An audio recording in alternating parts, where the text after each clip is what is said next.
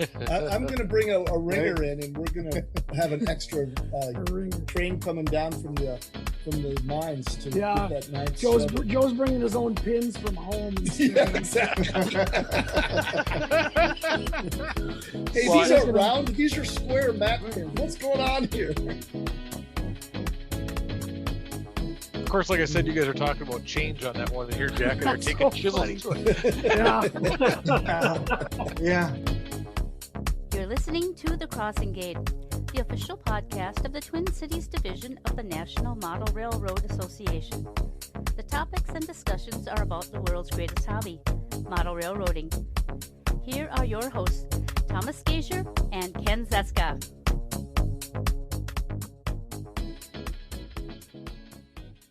This episode of the Crossing Gate podcast is brought to you by stickers. Does your layout have stickers? Does your club have stickers? Does your YouTube channel have stickers? Does your podcast have stickers? Then you need to order stickers.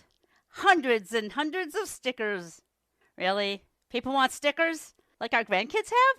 Well, then send your logo to just about any place on the internet and receive hundreds of stickers for mere pennies. Pass them out at club meetings, train shows, operation sessions, bus stops, the local 7-Eleven, high school hockey games, the 4-H club, parking lot of Dollar General. Just get rid of them. Your logo can be all over the country in a matter of months. Where's that county?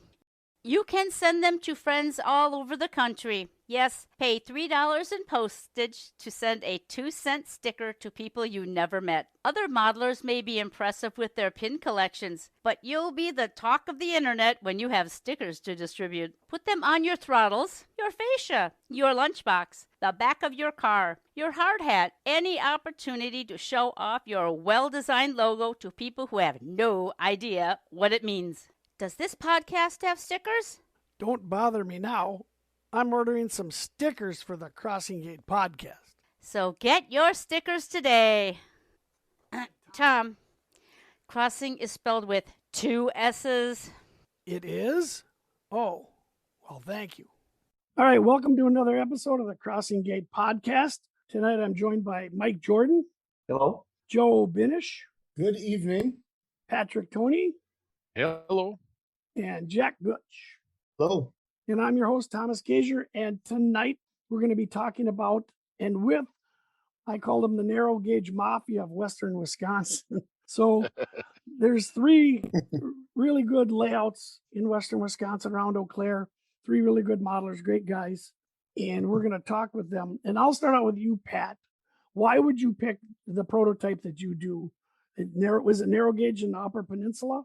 Yep, I'm modeling the Quincy and Torch Lake and the Keweenaw Peninsula and the Upper Peninsula of Michigan. The reason I went into narrow gauge was, as Tom knows, I had a Norfolk Southern layout that had 120 locomotives, 900 freight cars, ran through the rat hole, and it took me 2.5 weeks to get paperwork ready. So when I decided to slow down and take a different pace to my railroad, I took a sawzall to that, and I started looking for a prototype I wanted to model. And this was kind of up where I was born and raised, so it was kind of a natural for me. So you went from 120 locals to how many now? How many did the Quincy have? The Quincy had 6 locomotives, and a good friend of ours, it's only 6, so real easy to fit in the roundhouse. A good friend of mine, Al Piso, who some of you know, modeled them completely from scratch or used chassis and then built them from the frame of the chassis up to be completely accurate for the Quincy and Torch Lake, about 50 brass parts each. Now, what scale are you modeling in now? I am in ON30, so HO scale track with 1/48 or O scale buildings of people. So you at least you have HO track is available. Yes, and well, I use ON30 track, which is I've got microengineering track. But the advantage I had was with all the HO I had laid before, it's really doing the same track work. So I didn't have to learn new technique, new style, just the ties are different size. So that's one of the reasons I picked O. Okay, so that's a plus that you can do that. And Jack, what are you modeling now? I modeled the Fremont Elkhorn and Missouri Valley Railroad September of 1903. This is a narrow gauge portion that was west end of their line. It was really based out of Deadwood, South Dakota. The narrow gauge worked the gold mines and the gold industry uphill from Deadwood. It was standard gauge into Deadwood, dual gauge out of Deadwood up to Lead and partway into the gulches, and then narrow gauge up in the upper gulches. The opportunity to model different, I had an Evans St. L railroad that was high density, relatively speaking. Many operators, I believe I needed 7 or 8 operators on it, had a lot of traffic density. And I wanted to slow things down, and I was somewhat limited on space, or I forced myself to be limited on space when we bought our house. And we decided to, amongst discovering some very unique pictures in some historical magazines, it really drove me to the Black Hills. On top of it, we used to take family vacations out there. Every year we would go out and I'd discover more and more things with the family. And so they got involved in my modeling and looking for new things and new discoveries with the prototype. What scale is the Fremont Elkhorn? HOM 3. So HOM. So I'll start that over. We model in, yes, HO and HOM 3. Blackstone, when they came out with their C19s, really made it easy to have some super high quality equipment with sound, DCC already installed. That was a huge motivating factor, not only for myself, but also for Greg Condon, who models the Rio Grande Southern. So this is a prototype then you're following? You said you're doing research or ish? Absolutely, prototype. Rick Mills did some articles on the railroad in the Chicago Northwestern Historical Society monthlies, or quarterlies, I believe. There was some very key pictures in there that intrigued the dickens out of me, made me want to do a ton more research about that railroad. One of the funny things about it is really an extension to Northwestern, and I've been a Northwestern guy from, when I was a little kid. So it was kind of a neat connection between the Western family vacations and just some very, very interesting images that we discovered in the periodicals. Would you say your layout, like this is near the Black Hills of South Dakota, or am I geographically wrong there? Where is this? It's in the northern Black Hills. Okay, so it's northern Black Hills. Yes. Yeah. Okay, Tom. Yeah, Joe. Having been over to all 3 layouts, and I'll speak specifically to Pat's and Jack's, they have lots and lots of prototype pictures and then have modeled from those. And it's dynamite modeling. These guys are real craftsmen and they run beautifully. We went over in March and hit Pat's, and it was time to go, and they had to drag me out of the base. Just was over at Jack's in October, I think it was. And again, guys are like, it's time to eat. We got to go back. I'm like, but I'm not done yet. Finish, get in the car. And I was driving. So again, the modeling is fantastic, and the fidelity to the prototype is really, really outstanding. When we had the National Narrow Gauge Convention in the Twin Cities in 2018, we were fortunate enough to have the far enough done to open it up for tours. I've created tour guide books for the attendees, and so they could actually do a self-tour on the railroad based on, they were able to see prototypical images in that tour guide and then see that image or see the actual i3D version of it. So it was really, really cool, and the visitors really appreciated that. And now, Mike, you've been there and you've operated on hundreds of layouts. How was the operation compared to the standard gauge boxcars to gruesome factory type layout? Was it fun or was it? It was well, we did that in March, and I, want to come back. So visually dense that you can't take in everything at once. So every time I ran a train, I always was distracted by looking at the scenery and how everything ran instead of just running the railroad. And for instance, with Jack's, he showed us pictures of his layout. And then when you were running the layout, you see exactly what was in the picture. And so it was, you wanted to go, look. I see the picture. And then when we got up to Pat's, the strange thing with Pat's is that he's the next size up in narrow gauge. And I felt more comfortable operating on his railroad only because I wasn't terrified that I might touch something and knock it over. And both railroads ran extremely well. When you do narrow gauge, I'm used to like running a train with 20 cars in it. And then when you do a narrow gauge, you might have 4 cars, and you wonder how can you get as much fun out of 4 cars as you did with 20. But it's such a easy transition to relax. I think you move more prototypically speed-wise on a narrow gauge than you do on the HO. I was with Joe holding on to his leg. I don't want to go. I don't want to go. You sure that's why you were holding on? Wait a minute. Stop it now. Stop it now. So Well, let me go ahead, Mike. You want to retort? I'm just gonna say, sometimes pizza overtakes all good sense. Yeah. So, like, it sounds like, Pat, I'll go back to you. Like, you took on this narrow gauge and you beat the stereotype, because my stereotype of narrow gauge is it's in Colorado and we're going to run the passenger train down the mountain. Then we run the cattle train up the mountain, and then we go get cookies and coffee, right? You've built in operations into a railroad that is prototypically 6 miles long. I mean, so that was a big deal for you to incorporate operations. How did you work that in? So coming from the layout I had, like Mike said, running 20-car trains, and my industries were, 9 to 12 feet long. Now in O scale, some of my industries are still, my mills are 37 inches tall.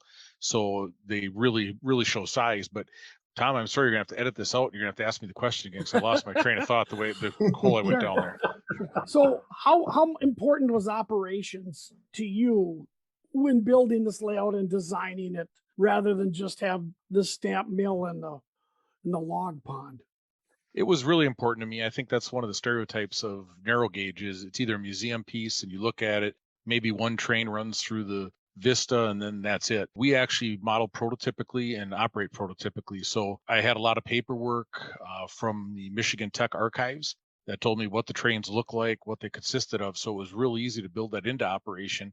And I think you probably hear this on your layout. We're just hauling rock, from one end of the layout and coal back up the hill to the other. How exciting that can that be? Well, when you add in different mills and like you have different types of rock, it's not all the same. And then some of it's poor rock that has to be dumped out while they're digging the holes.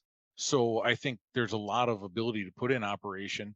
And it was really a unique prototype. Like you said, it's 6.5 miles long, but they ran 726 million tons of copper across that railroad while it lasted. So they moved a lot of rock. It was a narrow gauge conveyor belt versus mine. So Tom, I see why Pat's such a good friend of yours, because you're both dirt people. Right. Jack hauls gold dirt, Pat hauls copper dirt, I haul dirt. Exactly. None of this fruity stuff you guys care about. Oh, yeah. This is the dirt mafia. I shouldn't be the narrow gauge mafia. That's right. And Jack, I know your layout. I got to get to your layout. Your M and St. L was just a joy to operate, and it was very clever in operation. So how did you bring that to the narrow gauge little gold mining operations now? Well, doing a lot of tours and a lot of hiking up and down the gulches with basically following the right of way and some maps that Rick Mills had provided me gave me an idea on the flavor of the switchbacks and the tight curves and the sheer number of mines that the railroad actually serviced. My focus is operation. It's always been operation, but I wanted to slow my modeling down. I also wanted to have a model railroad that was of a size that was manageable and something that I could complete. To me, you have to have the operation to bring it to life. I cover the thing up when I'm not using the railroad with lightweight tablecloths, and every time I take those tablecloths off the layout, it's like visiting a museum. And I want to, and in order to share that really cool excitement about what I have to offer, I have to have my operators. I have people come in and see what it is that I've built. That gives me a lot of joy to share it with everybody. The listeners can hear it, but over Jack's left shoulder is the town. Is that Deadwood, Jack? My left shoulder, yes, that's Deadwood. Yeah. Yeah. So he has pictures of what the town looks like in 1902, and he's building the buildings. He has some dummies in there for a short period of time while he works on these other buildings, and he's got the horse-drawn wagons and drays and that kind of stuff. And it is really, really fascinating to look at the pictures and then see the buildings that he's building that look like that. And Pat's is the same thing. The Upper Peninsula of Michigan is a lot of trees, right? And craggy outcrops. Pat's got pictures, and then you look at the photo backdrops are just tree after tree after tree, and pretty soon you feel like you're in that forest. It's just outstanding modeling. Mike said he only has dummies when you come to visit, so I don't know about that. Well, that's why Mike has to ride in the back of the Yukon when you go over there. Holding your leg, right? Yeah, holding your leg still. So, Mike, did you enjoy operating with the time slowed down? I know you probably use clocks or something like sequence. Was that enjoyable? Or? Yes.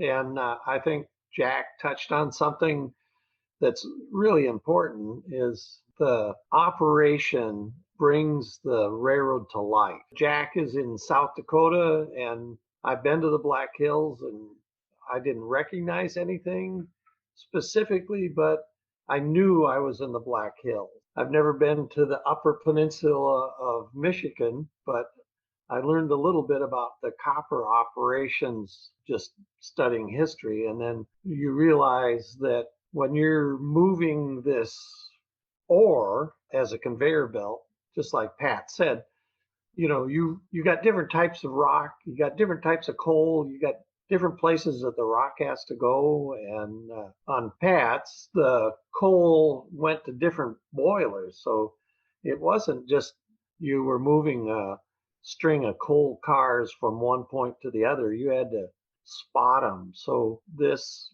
6-car train would take you 45 minutes to complete because you were setting out and picking up. Time warp, and like I said before, running on narrow gauge, you tend to run slower. So yeah, it was just a lot of fun, and I kind of want them to come over and operate on our railroad. Yeah. They know how far they've pushed the benchmark. That's right.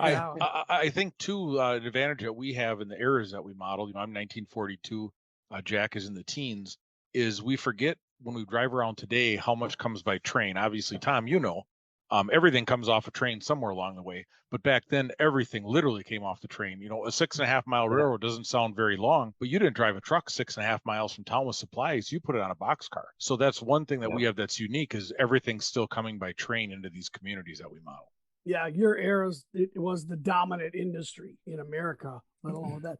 I also think operations, we'll stay on this for a second, and it's the social aspect. I lived in Eau Claire, I lived there about 17 years, and we built up a really nice club there, or group, or non-club, whatever we called it. Is that, because that's important. So how important is the socializing in operations, you guys, for a crew? I think it's key. We have meals during our operating sessions, or at least snacks and drinks, and the camaraderie is what it's all about. We don't build these things to sit in our basement forever and never see the sunlight. we do like to actually leave the basement once in a while, but also bring other people in. Like Jack said, that's when you get the real joy, is when you see people come down and run what you built. That's when it really comes to life. Hey, Mike, did you get a meal when you were over there? No. We were. There was a bowl of snacks right there by Jack's back door, but I had to fight the dog for a handful. Exactly. That's a big dog too. So we went for pizza. It was okay. Yeah, so next time you guys come over, my wife usually cooks, so we'll make sure that she does a meal for you. One thing about the operations, I was at the pointy end of the spear up at the guy servicing the mines up at the top. I never felt like I got my work done. Mike kept bringing cars, and I would bring cars down to Mike, and they kept on bringing more stuff in and said, no, you got to, this mill needs coal and this mill needs whatever. I'm like, fellas, I can't barely catch up here. I can't catch a breath. So it was really, really fun. I mean, we could have operated for hours. We did, but more hours. So you guys hauling ore, and I'll go to Jack about this. How do you reset your ops? Because like I said, I'm hauling red dirt. The pins and loads come out, and they go back in the mines. Both these guys have operated my level. I could operate 24 hours. It doesn't matter.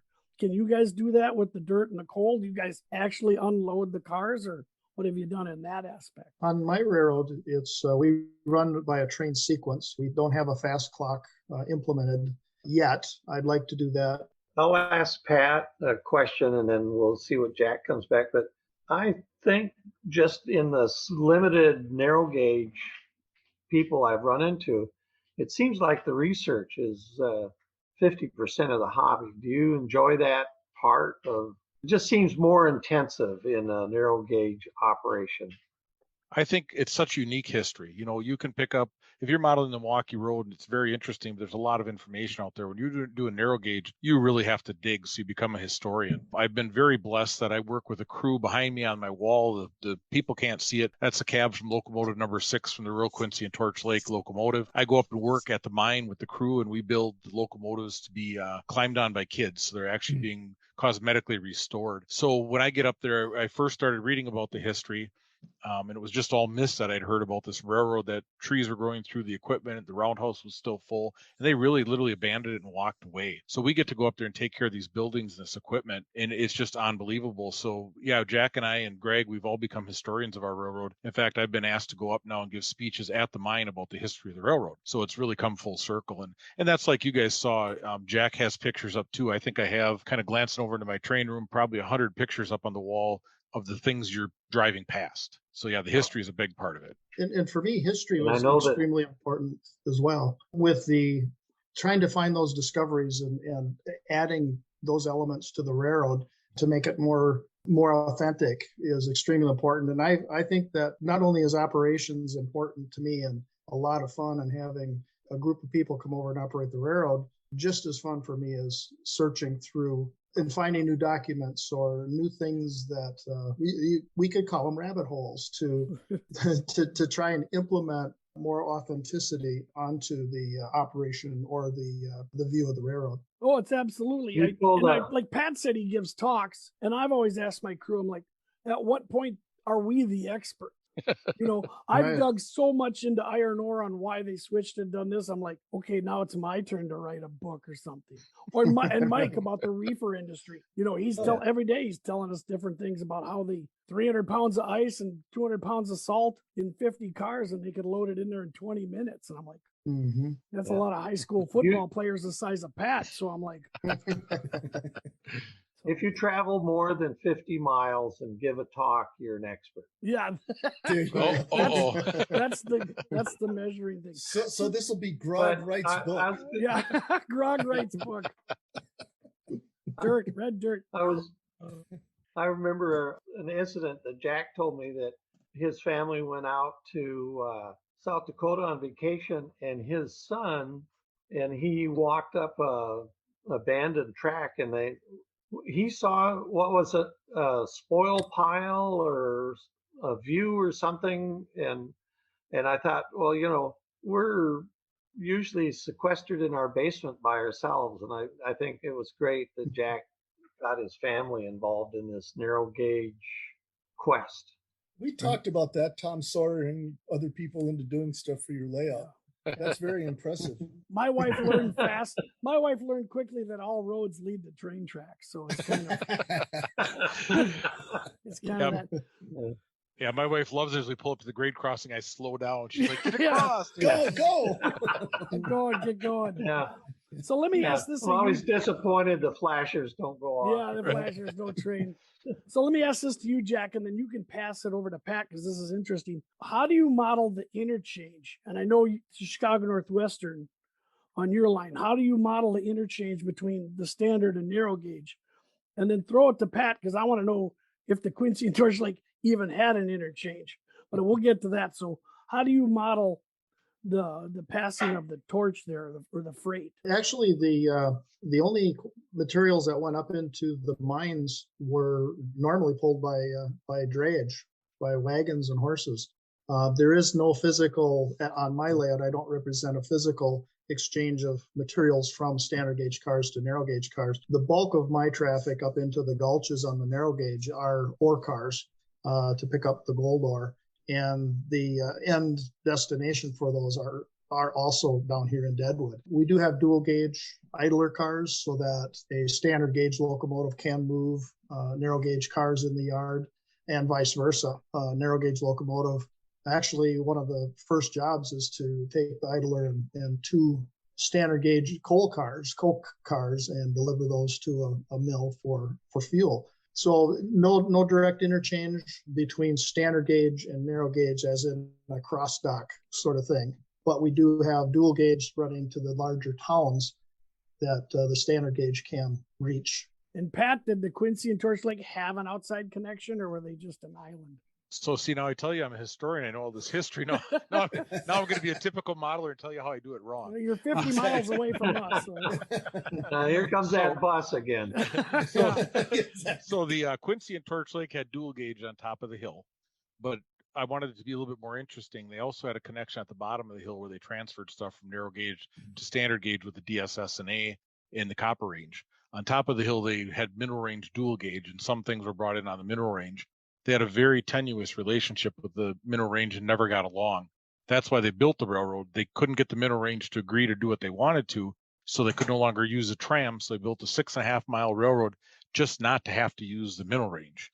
So I cut it out of my hill, and I have a building down below, just the DSS and A building, where we're transferring stuff from standard gauge to narrow gauge.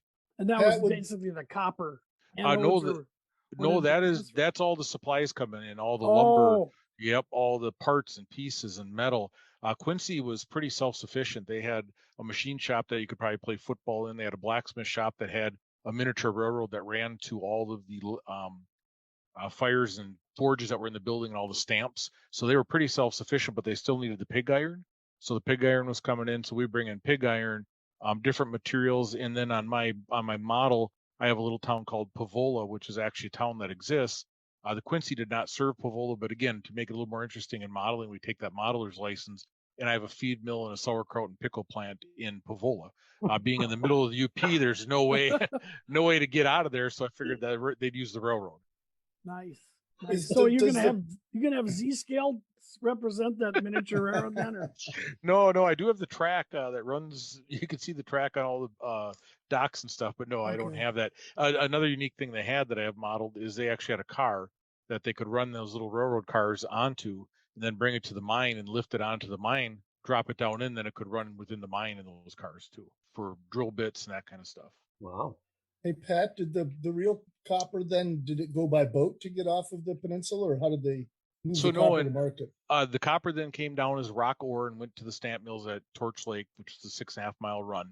Mm-hmm. And then there they would get the concentrate. In real life, they would put the concentrate back onto DSS and A trains. Quincy had 5 cars that were standard gauge, and then the DSS and A would bring those back 6.5 miles at the bottom of the hill back by Hancock, and then they would still smelt it in Quincy smelters. Okay. In fact, in Quincy smelter, you can still see it if you ever go up there. It's absolutely beautiful. You can see it from Houghton, Wisconsin, or Houghton, Michigan, across the canal, and it's massive. Cool. So did they ship the copper then to the DSSNA in the world? No, then the copper went out by ship, and I've got some postcards up. Okay. Yep, I've got postcards up in my basement that in the spring when the ice is off, it says 1 million pounds of copper on the dock. Maybe you should model that. Yeah, don't give them ideas. I already have a 5-foot long coal shed on the layout with 3 ocean-going unloaders. That's probably enough. That's enough. So I'm going to hit a point that Jack mentioned, and I said a bunch of times that, Pat, you had this beautiful layout, but it was huge, multi-level staging, Norfolk Southern. Jack had this, wonderful South Dakota MSNL. But now you went to a manageable size layout. And I really liked, I've had people come to the Split Rock and they realize I didn't fill the basement. I didn't even fill the room it's in. And they look at me and go, well, this is manageable. Did you guys choose that on purpose because of the modeling you wanted to do? And you knew from previous layouts how long it takes to finish a layout? Or why did you cut down on the room? Well, I had the opportunity when we were building the house. My wife, believe it or not, offered me up a room that was 40 feet by 30 feet. And said, you can make this the family room and the train room, while it was just bare studs and open trusses. For about 15 minutes, I considered how I would build my prototype by the actual mile in that space. But that at the end of that 15 minutes, I realized that there was no way that would be nothing more than a room full of good intentions. I continued around down the original plan, and my layout room is only 10 feet wide by 40 feet long. And what's nice about it is a layout that size and the amount of traffic that I run and the grades that I have, it's so uncomplicated. I was able to build a presentable railroad in less than a year for the narrow gauge convention tours. I still have obviously building interiors and things to do. There's always something to add. But if I did nothing more to this railroad, I don't think anybody would ever notice that it's staying the same because it is so complete. I'll echo that. His layout is lovely and runs well and is fun to operate. I think he's done as far as I'm concerned. and that's really the three of us. Greg Condon always calls it photo finished. All three of our layouts were photo finished within a couple of years. So now it's just refining and adding the detail that we envisioned when we built it the first time. And I know one of your podcasts talked about change a while ago. And Jack and I were actually on the phone talking to each other while we were listening to the podcast about change. And here I was chiseling away scenery that was done to add a culvert. Yeah. So we're not afraid of change. We definitely jump into it. And you were kind of asking about why we transitioned. It was to get to something slower. And that's, I think, another stereotype is my layout's 900 square feet. So it is a pretty good sized layout, even though it's narrow gauge. And in operation, I think Jack has a similar density as me. We run 10 to 11 trains. I usually have 3 or 4 trains lined up that we could run, but after 3.5 hours, we never quite get to those. Yeah, so we stop it. But I get 6 rock trains, 2 pour rock trains, a freight and a passenger train out. So 2 guys are busy in the yard for the whole 3.5 hours. There's a unique thing about my railroad is there's a switchback on both ends. And that's one reason I picked it as a prototype, because the real one had a switchback on both ends. So it really limits you to how many cars you can move. But, as far as operation and fun for the guys, you run a minimum of 3 trains at my house if you're not in the yard. So that's pretty good density. And one of the things that in our area, there's not a lot of interest in operations. And although we're only 70 miles from the Twin Cities, it was important for Greg, Pat, and myself to size our layout so that we could have a full crew at every time that we wanted to run the railroad. It would be extremely difficult to find more than the 5 operators that each of us needs on our railroads on any given day. So that was important, I think, to all 3 of us. I think that's good to learn. And we've talked about it on the podcast. And when I built my layout, I didn't even expect I could have like every Wednesday or every Tuesday because I never knew where I'd be. So I built my layout for myself. Mm-hmm. And so now I figured out I can have 3 people over. So I think that's the really part that people miss is I'm going to build this big layout and it's going to have 15, 20 operators. Where are you going to find them? Right. Unless you're already in a round robin group, where are you going to find people to do this? That's a big question. Yeah. And when you get 12, I think sometimes, Tom, I think you said it one time you were over at my house when I used to have 12 to 14 guys. It's like you can get 12 to 14 guys, but are they 12 to 14 guys you want in your basement at one time? Yeah. Why did everybody look at me when you said that? Mike Jordan asks that a lot too. He's always like... Well, I'm just always tickled when someone comes back. Yeah, you guys haven't been back yet, so that's not true. You were sick. Yeah, hey, oh, that's right. Yeah, you were not. Now, one of the things I don't know if it was Jack or Pat mentioned it, but it's real enjoyable. You've created this, and you put all this work into history, and you have your operators over. And Mike Jordan, I'll talk to you about this because you emphasize this all the time that there's 20 minutes of commotion, and then it gets quiet. And as a layout owner, you can just stand back in the doorway and you watch this come to life. Is that kind of the joy you, Jack and Pat, you guys get? Yeah, definitely. Yep. Yeah, absolutely. One of the things that I'm working on, I think I've run a total of 6 or 7 sessions on my railroad. And so I'm still in that refinement stage of one session we tried using switch lists, another session, and actually what we're doing now is using car cards.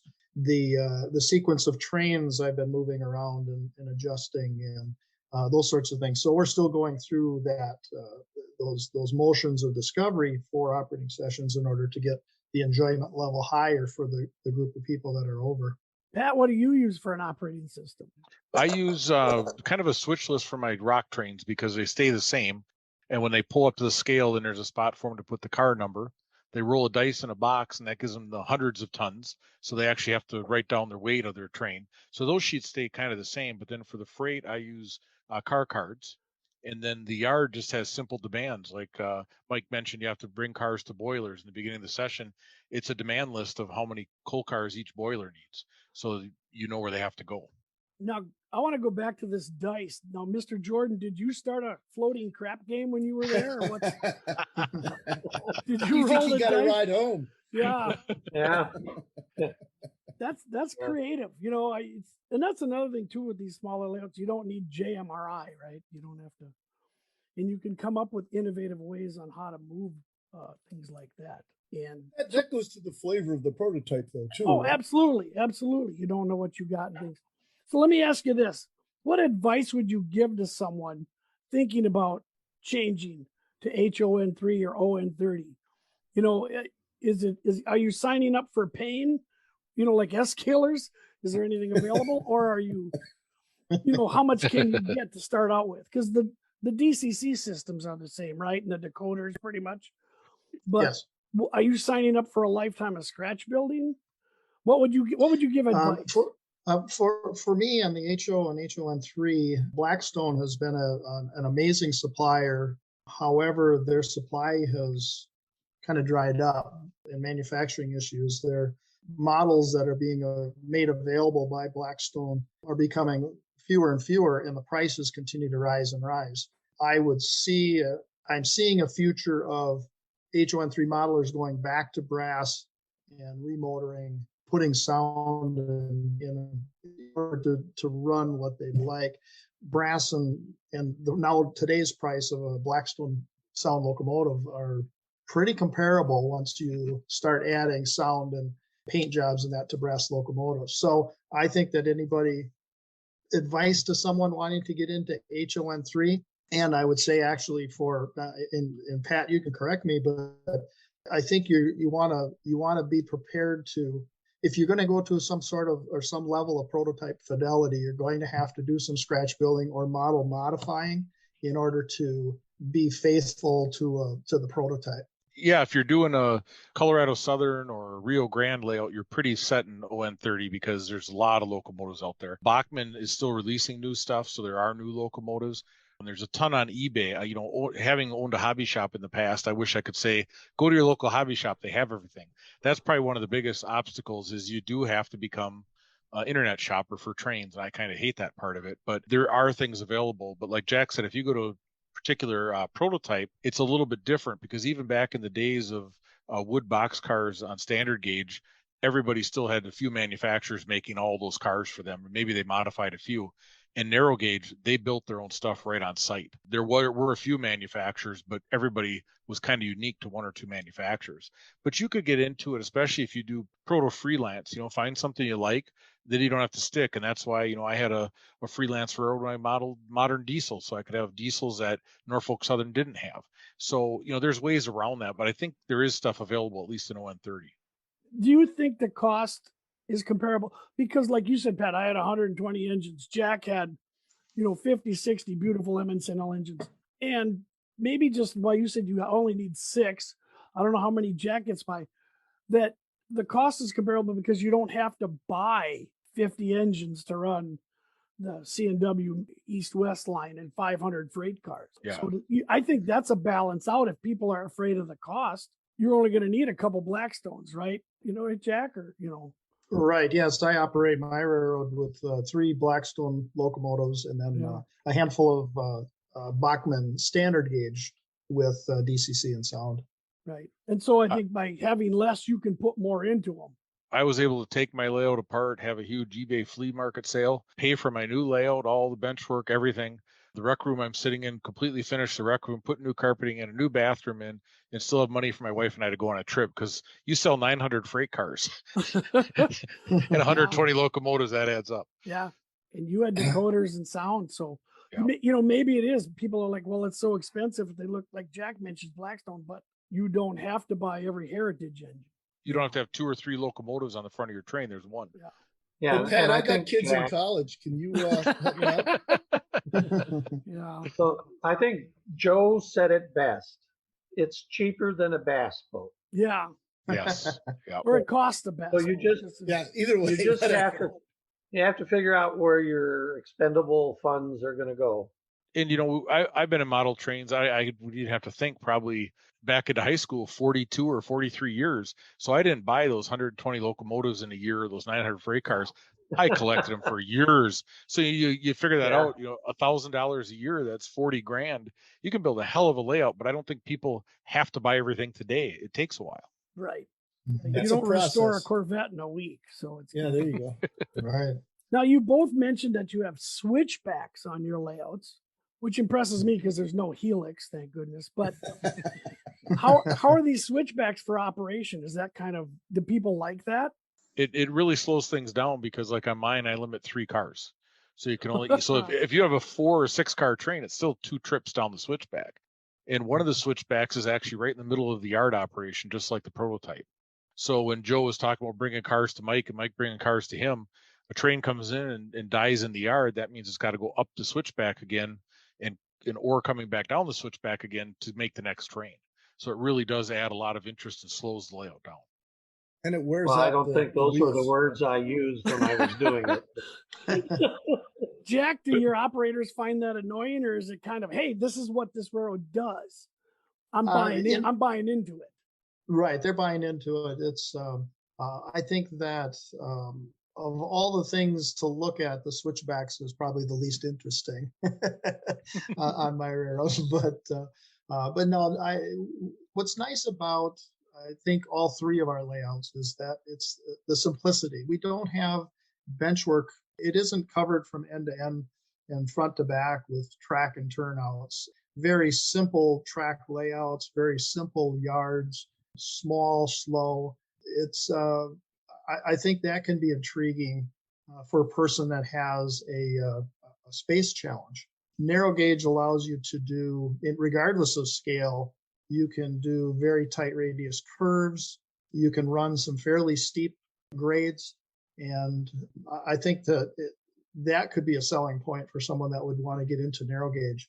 There's a lot of focus narrow gauge wise on individual structures where modelers will spend hundreds and hundreds and hundreds of hours building an individual structure with every rafter and every nail and pin and full interiors. But I chose to take that level of drive and put it into a whole layout. So I don't have those master modeler buildings and that on my railroad, but what I have is a complete package that I can share with everyone in a space of 10 by 40 feet. Very good. Now, do you feel narrow gauge lends itself to scenery so much better because of the Absolutely. less trackage? Absolutely. Less trackage and not as linear. And when you curve a modern layout too much, it starts to lose that, even following the Mississippi, it curves, but it's long, slow curves, where narrow gauge really sets itself up to make tight curves and go up grades and over big trestles. And, the wood trestles in our era are really neat. I had a 5-foot long steel trestle on my layout, double on a siding, and now these wood ones are just incredible to look at. And what's cool is wood trestles I have on my layout are built in a horseshoe curve over the top of a competing railroad that runs up the bottom of the gulch. So, there's a lot of excitement that you can build into just a very basic scene through a tall wooden trestle and creek and another railroad running down in the bottom of the gulch. Do you feel moving to narrow gauge is part of the evolution of modeling? Because I see this so much that you start out with, I want, the Union Pacific in Wyoming, and then you go down to some branch line in southern Minnesota, and then you end up with a 6-mile long prototype. And I'm always telling people, why can't you just go to the 6-mile prototype now? But do you guys feel this is part of your evolution of model railroading? Or maybe I'm phrasing that wrong. Jack, what do you think? No, yeah, it's absolutely a result of trying to simplify and slow down the activity of running a railroad. What's nice is I still have an opportunity to go to large railroads, run large trains, modern or whatever it might be. The small railroad, the detail, the simplistic operation of the railroad is very relaxing as a layout owner and as an operator. I'm certain that the operators that visit our railroad enjoys the low pressure, slow operation, more real prototypical speeds and such. And we keep using the word slow. It doesn't mean you stand around at our houses and don't do anything. The guys will tell you, the crews are moving and doing stuff the whole time. But you're there's not- more of a purpose to it in the sense that I'm not just twisting the throttle Right. and running as many trains as I can. And we talked about this kind of slot car ops where I want to get this one done really fast so I can get to the next train. That's you enjoy the train you're on and do the work the right way, if you will. And I'm not trying to be snotty or snobby, but it's kind of a different mindset for operations. Yeah, Jack has a wonderful term called slack bangers. You know, how much slack can we bang around? How many Yeah. cars can move? And that's for the okay. prototype guys. Yeah, I know prototype slack bangers, so Yeah. that's a And- great But they're- term.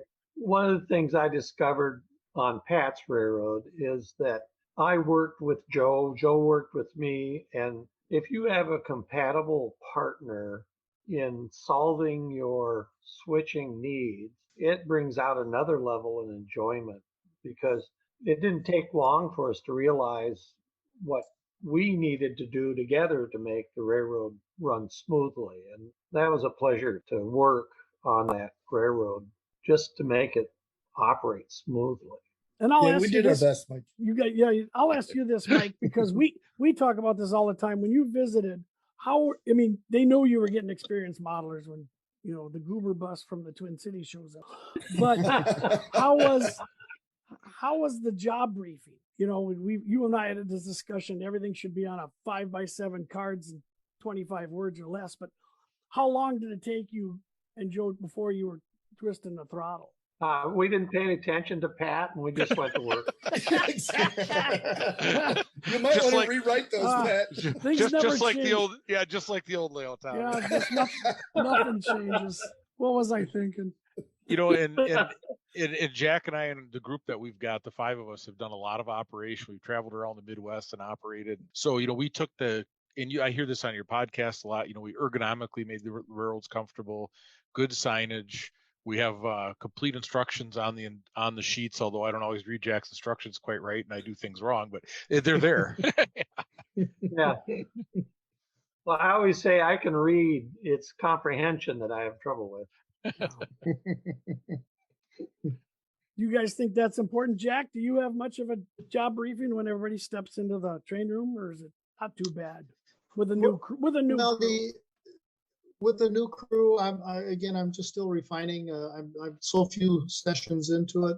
I try to illustrate the purpose of the railroad and the history initially to bring everyone in on point as to what it is and where we are.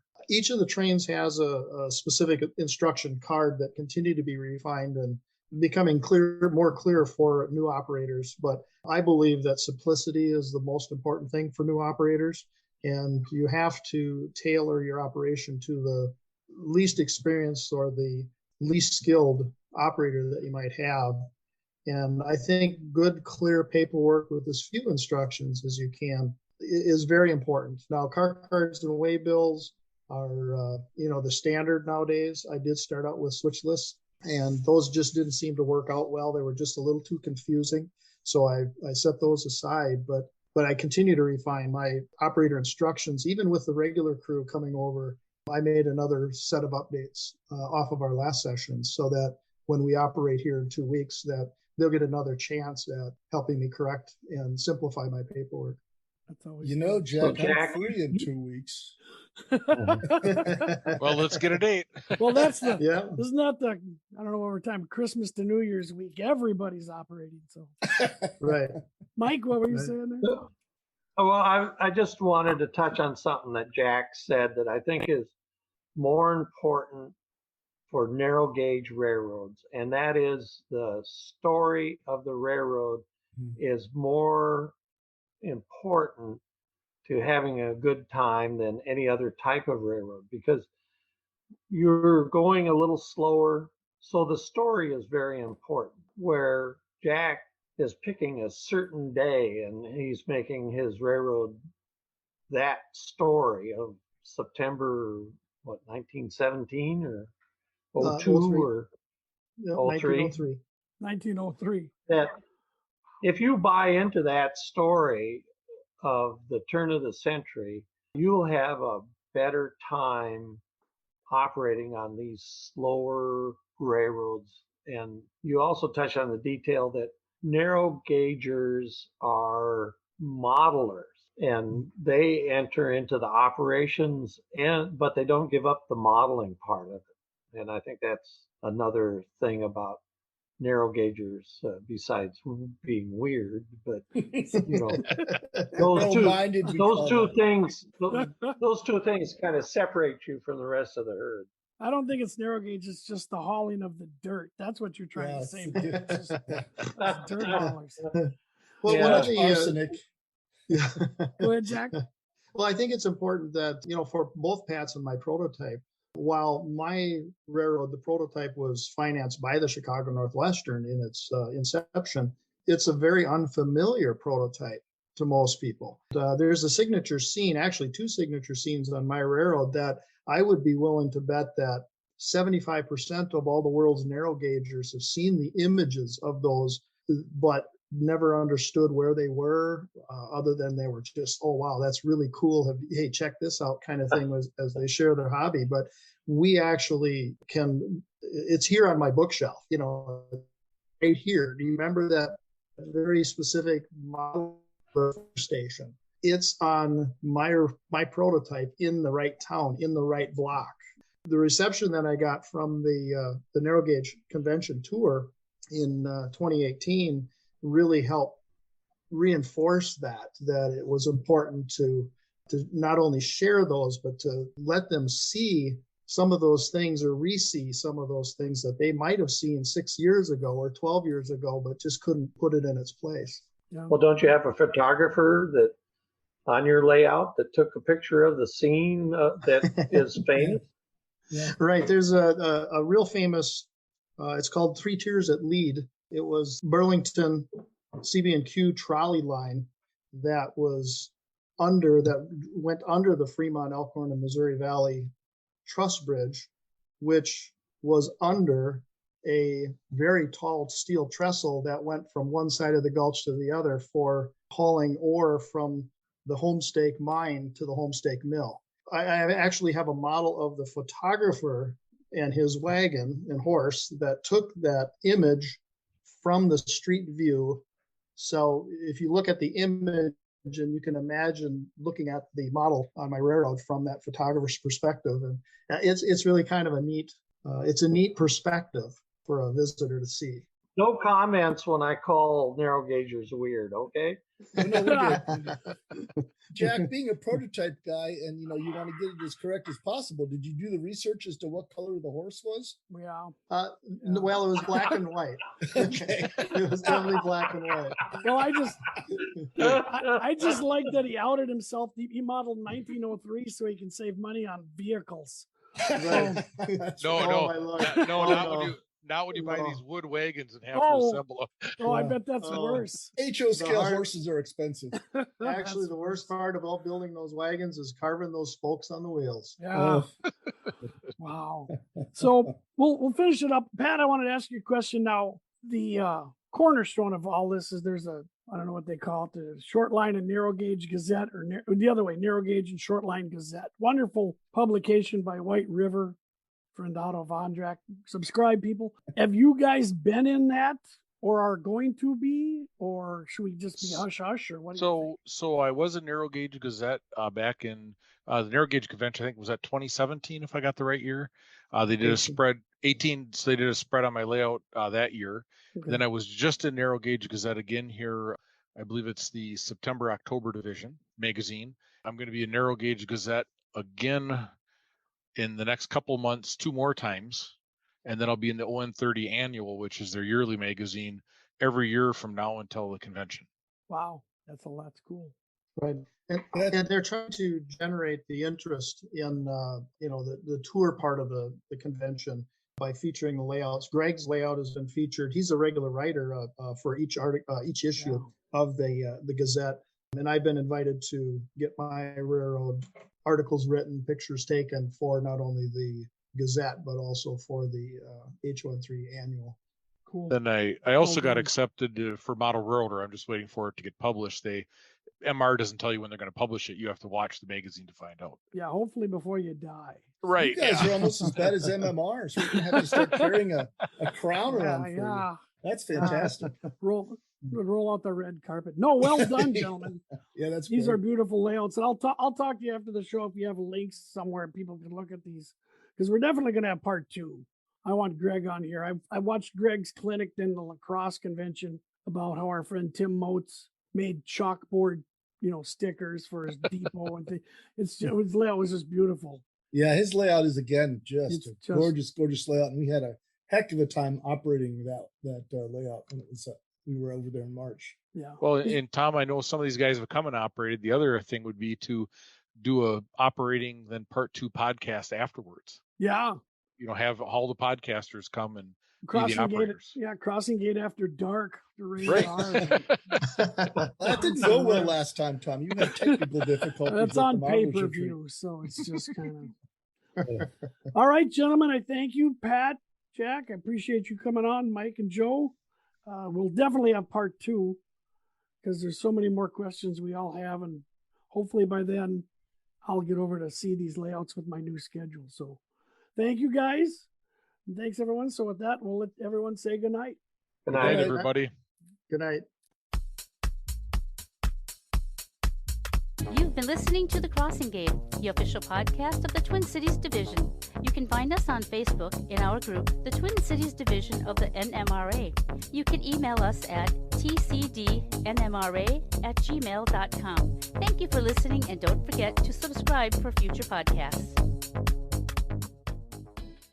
And I know why they got me up there, because I was moving a steel plate, moving it around, and one of the guys went to move it off the bench, and he goes, "Can you pick this up again? I can't move it." And I said, "Sure."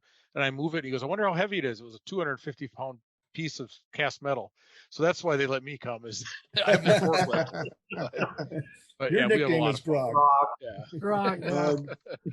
Mongo. Why We do we have- invite the 6'6" guy? Shh, just That's right.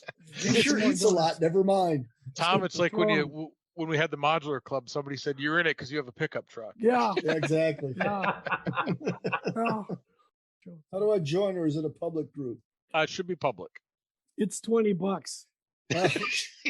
Do I send a check? No, just give me your account information. And I'll go Yeah. ahead and withdraw it for you. Just a minute. It'll be rebilled annually until you. Yeah. $20 is $20, man. Yes, it is.